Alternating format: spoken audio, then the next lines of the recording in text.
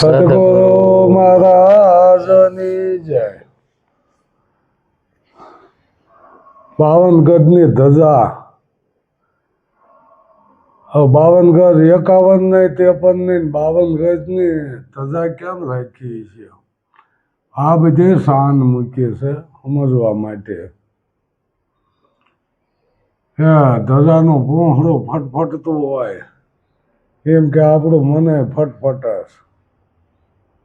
પેલા પવનની દિશા ધજાના પૂંછડા ઉપરથી નક્કી કરતા કે ધજાનું પૂંછડું આમ ફટફટે આ બારનો પવન છે એટલે એની ઉપર 52 ગજની ધજા. હવે 52 ગજ કેમ મૂક્યા છે? 52 ગજ એટલે 52 બારા નીકળો કે હવે નકર તો 53 ગજની નો મૂકી દે. પણ કહો એ શાન કરી છે પછી ધજાની પૂંછડી હલતી બંધ કરી શું કરવું જોવે? તો કે એ જે કાંઈ એનો થંભ હોય ને અહીંયા વીંટાળી દેવાય, બાંધી દેવાય. એમ આપણે આ મનને એ રીતે બાંધવાનું છે. બંધાઈ જાય તો ફટફટે ઓછું, અને કોઈ એવા જો માલવી મળી જાય ને તો જ બંધાય ને કે એમ નથી બંધાતું. શું કે હાસાની ખબર પડે કેડે ખોટું મુકાય. આ શું આપણને નક્કી થાય ને કેડે ખોટું મુકાય. તો અત્યારે જલાવા વાળા ગણાય છે, મુકાવા વાળા છોડવા વાળા ઓછા છે. નકાન જેમ 84ના બંધ છોડાવે ને એમ બધાય બંધ છોડાવી દેવા જોવે. એમ કોઈ બંધન હોવું જ ન જોવે. શિષ્યનો દાવો ન કરવો જોવે કે અમારા શિષ્ય છે. એક કરી દીધા હોય તો પછી આ ગુરુ શિષ્ય રહેતા નથી. આ સમજણ ઓછા દેશ. કેમ કે ગુરુ થઈને બેવું છે એટલે એ સમજણ નહીં આપે, કોઈ નહીં આપે. અને હા કોઈને ગુરુ ન થવું હોય તો એ સમજણ આપી દે પૂરેપૂરી. નકર તો આદિવાદ જ્ઞાનમાં ગુરુ શિષ્ય જેવું કાંઈ રહેતું નથી. આખા વિશ્વમાં જો એક જ દેખાતો હોય તો જ્ઞાન થયું કહેવાય, અને જો બીજો દેખાતો હોય તો એમ માનવું જ્ઞાન નથી. એ ક્યારે ખબર પડે એક થઈ ગયો હોય? કોક જો કદાચ ગાય દે ને તો હસવા માંડે. તો કે એ તો કઈ લેતો નથી, આમાં દે છે પણ આ કઈ લે નહીં. એક બુદ્ધ ભગવાનનો દાખલો કે તમને ગાળ્યું દે કે દેતો હોય છે પણ કે હું લેતો નહીં કે એ દેતો હોય પણ હું નહીં લેતો કે. એટલે એ પાછી જાય, દેનાર ને જાય. એટલે એક એને કહેવાય શું કે જે આ પોતે સમજી ગયો છે ને એને ગાળની જ બે હતી. એ તો દેનાર ને જ બે છે, પોતે પોતાને ગાળ દે છે એવો. એક આપણે ગાંધીજીનો દાખલો એવો કે કોઈ જમણા ગાલે ઢોલ મારે તો ડાબો ગાલ ધીરી દેવો. આને સમદ્રષ્ટિ કહેવાય. અત્યારે તો બોલે છે સમદ્રષ્ટિ પણ ક્યાંક જો એવું વ્યામ નીકળે ને ત્યાં પાછા ઊભા થઈ જાય છે. એને માન અપમાન એ કાંઈ ન હોય. એને સમદ્રષ્ટિ કહેવાય. માન મૂકીને જેને મંડપ માણ્યા એ ગુરુજીના બોલે બંધાણા. દાસી જબુ કે એને વેદે વખાણ્યા. જો આ વેદમાં એના વખાણ થાય છે. બાકી તો નગરી વાતું કરીએ તો કાંઈ મેળ આવે એવું છે નહીં. ઝાઝું નહીં પણ આપણે બોલવી એટલું જ પાળવું જોવે ને એમ.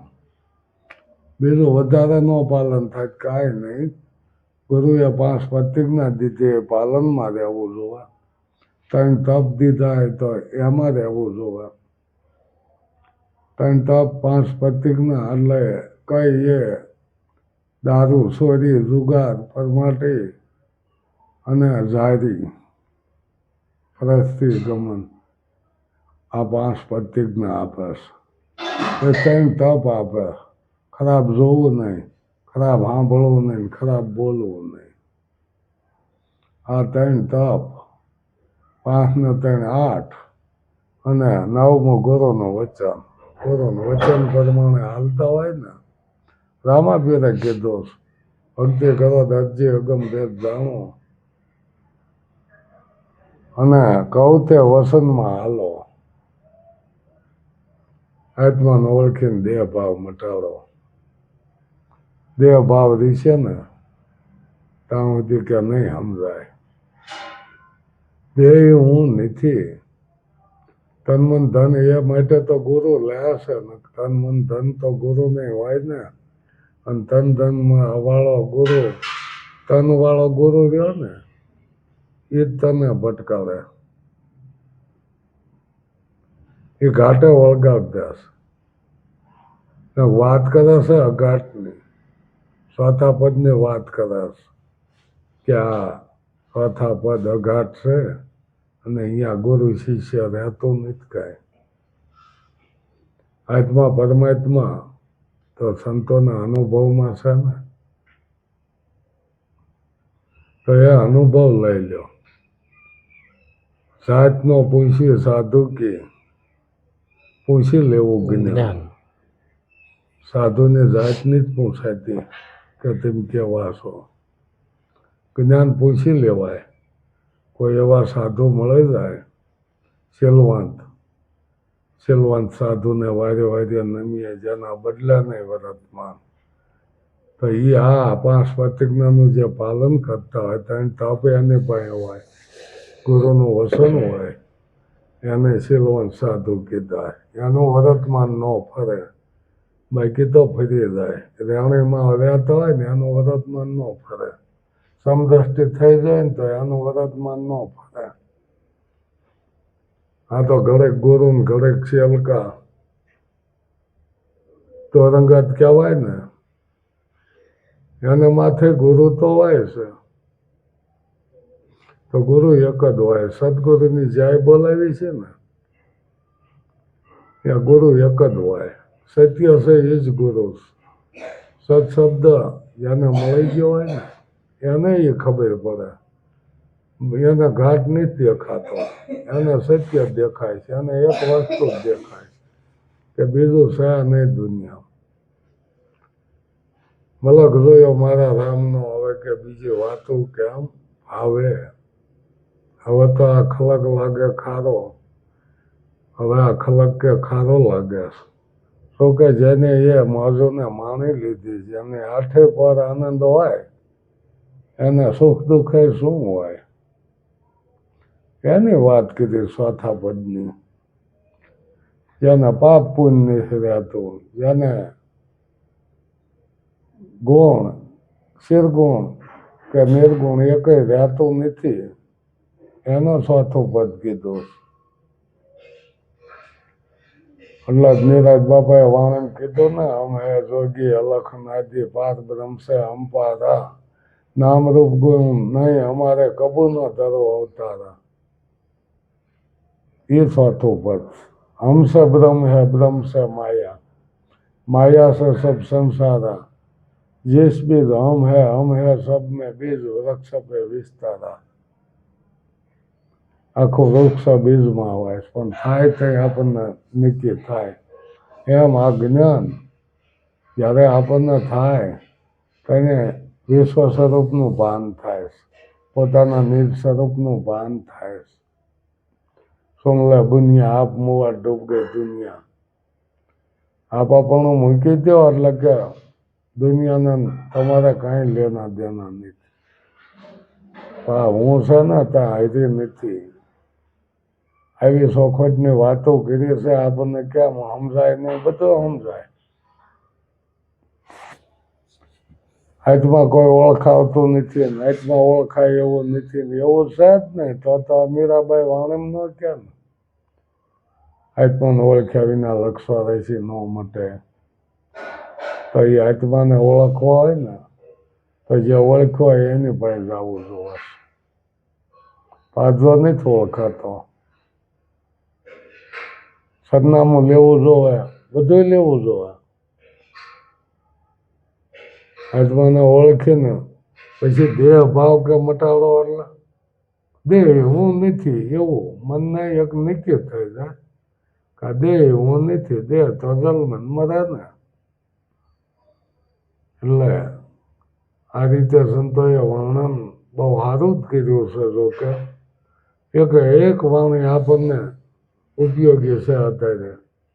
શું કે એમના અનુભવ છે, એમને જે ભક્તિમાં અનુભવ થયા ને એ અનુભવ કીધા છે. નક્કી અહીંયા કરાવી દેશ. સૂર્ય એનું કામ નથી મૂકતો ને એનો ટાઈમ સૂકતોય નથી. તો ભાઈ આપણે કેમ સૂકી લેવી છે? એ બધાને પ્રકાશ આપે. એ કોઈ પાઇપિંગ પ્રકાશ ન દે એવું જ કઈ બનતું નથી. આ ઝાડ એક છે તો એ બધાને સાયો આપે. કે આ પાઇપી સાથે એને સાયો નથી આપવો એવું નથી. પવન બધાને હરખો મળે છે. આ જે કુદરત છે ને એમાં કઈ વિરોધ થાય નહીં. કોઈ વિરોધ ન કર્યો. બધાને અત્યારે તો આ વાળા ગીર નાખ્યા મોટા નાત જાતના વાળા, સંપ્રદાયના વાળા કરવા વાળા ધર્મ ગુરુ છે. બીજું કોણ હોય? એ નહીં સમજાતું કે માણસ તો છે ને, માણસનો બધાનો ધર્મ એક જ હોય, જુદો ન હોય. માણસ જાતિમાં તે સ્ત્રી પુરુષ બે જ હોય, બીજું કઈ હોય નહીં. અને એને પાછું એક કીધી દીધું આપણા સંતોએ. અહીંયા જુદું નહીં રવા દીધું, ડાબું જમણું અહીંયા એક જ નાખ્યું. નર્તન નગરીમાં વિવાહ થયો અને મળે નહીં નરને નાર. થયો જણકાર નંદલ લહેરીઓ. ત્યાં નર નારી હોય નહીં. શું કે સુતા શબ્દને મળી જાય, એક થઈ જાય. નિમકની પૂતળી નીરમાં મળે કે પાણી ભેગું પાણી, એમાં જોતું ક્યારે? પણ આ નાત જાત દેખાય છે, સંપ્રદાયો દેખાય છે એટલે વિખવાદ ઉભા થઈ ગયા છે આમાં. નામ જાણ્યુંનું પારખું મટે જાય વાદ ને વિવાદ. વાદ વિવાદ અહીંયા રહેતો જ નથી. પણ આ વાડામાં પૂરી દીધા છે. કદાચ નાત જાતના વાડામાં સોરાવે ને ત્યાં સંપ્રદાયના વાડા ઉભા થાય. અમારું હાસું, અમારું હાસું, બધાયનું હાસું. જ્ઞાન તો એક જ હોય ને, જ્ઞાન કઈ જુદા નથી હોતા. પણ અત્યારે જુદા કીધ નાખ્યા. કોઈ મંતર આપી દી છે, કોઈ જાપ આપી દી છે, કોઈ હોય કંઠી બાંધી દી છે. એમ કઈ આત્માનું ઓળખાણ ન થઈ જાય. આત્મા તો ઓળખાયું હોય તો ઓળખાય, અને પોતે ઓળખો હોય તો ઓળખાવી શકે. આત્મા તત્વ ચિહ્નો ને સાધના સર્વે જોખે. જો બધી સાધના કરશે બધું ખોટું પડશે. આત્માને જો ઓળખી લ્યો તો જ આગળ હલાય છે ને નહીં હલાય. અને તો જ આપણામાં કંઈક પરમાર્થ આવે. નહીં તો આ સ્વાર્થ વિના કરાને પ્રીતિ, આ છે જગતની રીતિ. હવારથ વિના કોઈ પ્રીત કરે નહીં. મારે શિષ્ય કરવા એટલો હવારથ તો હોય જ. ધીરે કહેવા જાય કે તમે બોધ લઈ લો. બોલો, કોઈને કિંમત ઘટાડી જ્ઞાનની. આ દેહ ગુરુ, આ ધર્મ ગુરુ એમ તમે બોધ લઈ લો, બહુ સારું છે. આ તમારી અંધશ્રદ્ધામાં તમે છૂટી જાઓ. અંધશ્રદ્ધા તો ઊભી રહે, છૂટે નહીં. દેહ ગુરુ જ્યાં સુધી દેખાય ને તે તો ઊભી રહેવાની અંધશ્રદ્ધા. બીજો દેખાય છે એટલે ઊભી રહીશ. ગુરુ શિષ્યનું અંતર નહીં ભાંગે ને ત્યાં અંધશ્રદ્ધા ઊભી રહીશ. ગુરુનું માધ્યમ છે, ઉત્તમ છે. ગુરુના માધ્યમ છે. આ ગુરુજીના દર્શન માધ્યમ છે, પણ એ કયાની વાત કરી? એક મોરે દેવે દેખી જાના રામકૃષ્ણ પૂજારા, એની વાત કીધીશ. એ મૂર્તિની વાત કીધીશ. અને એ મૂર્તિને દર્શન કરવાના ઓળખી જાય. એ ઉત્તમ છે. ઉત્તમ છે ને માધ્યમ છે. એનું જ માધ્યમ છે. કોઈ દેહ ગુરુનું માધ્યમ નથી. દેહ ગુરુ તો તમને રસ્તો બતાવે છે.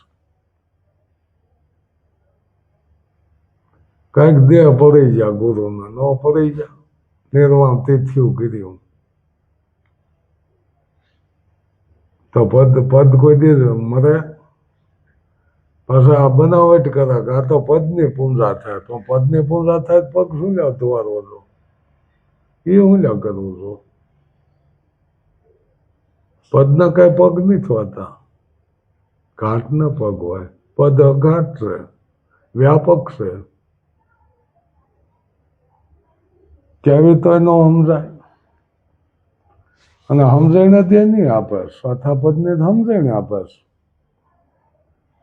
કે અહીંયા ગુરુ શિષ્ય એવું ન રહે. બાકી તો ગુરુનું માધ્યમ છે. કદાચ નામે લઈએ કે આ ઘાટે મેં પાણી પીધું, એ કહેવા વાળા કે પોતાનો ગુરુ થઈને બેસી જવાય. અને માન જોતું હોય છે અને ક્યારેક અપમાન તો આવવાનું.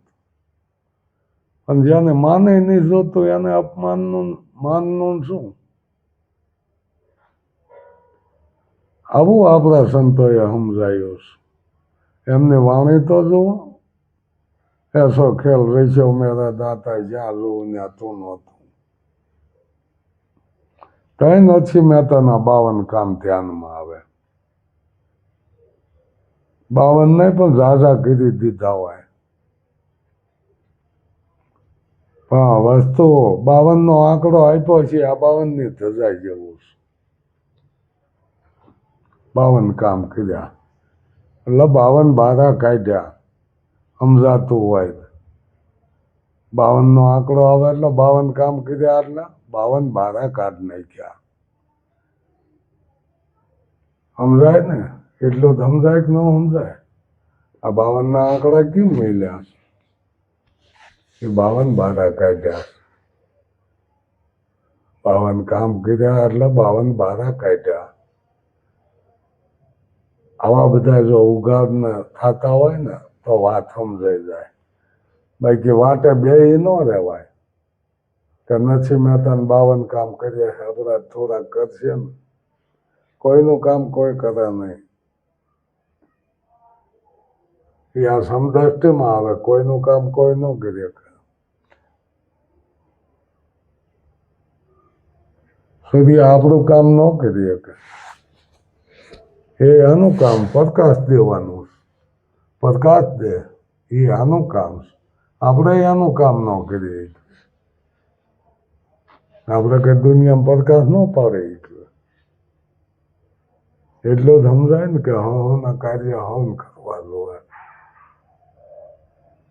અને બીજાની આશા રાખીને બેવા તો આશા કે ને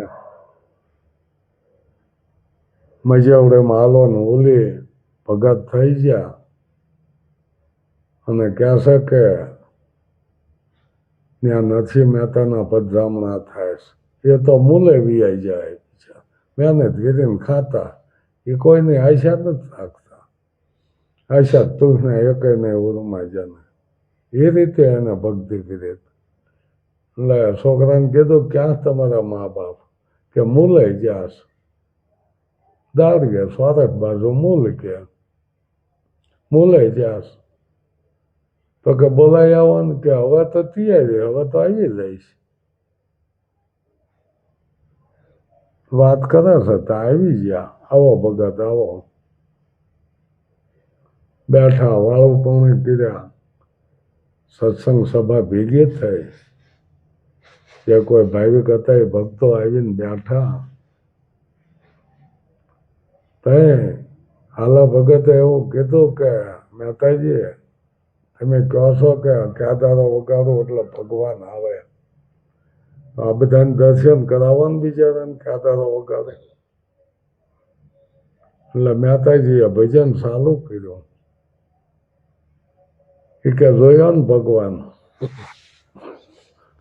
ના પાડી સભાઈ હે જોયો નહીં પણ હતો એ ખોયો કે તમારી વાણી એવી કે કેમ કે તમે કહો છો કે અખિલા વિશ્વમાં એક શરીર, તો અમે તો બીજા ઘણા ને ભગવાનને માનીએ છીએ. તો તમારી વાણી જોતા તો આવું થઈ ગયું કે ન જોયો તમે કે ના ના. તેથી એ કે હાલા ભગતે આ ઝુકતી મુક્તિ બતાવ્યો. એમાં ગુરુની ઝુકતી મુક્તિ વાત દેખાય.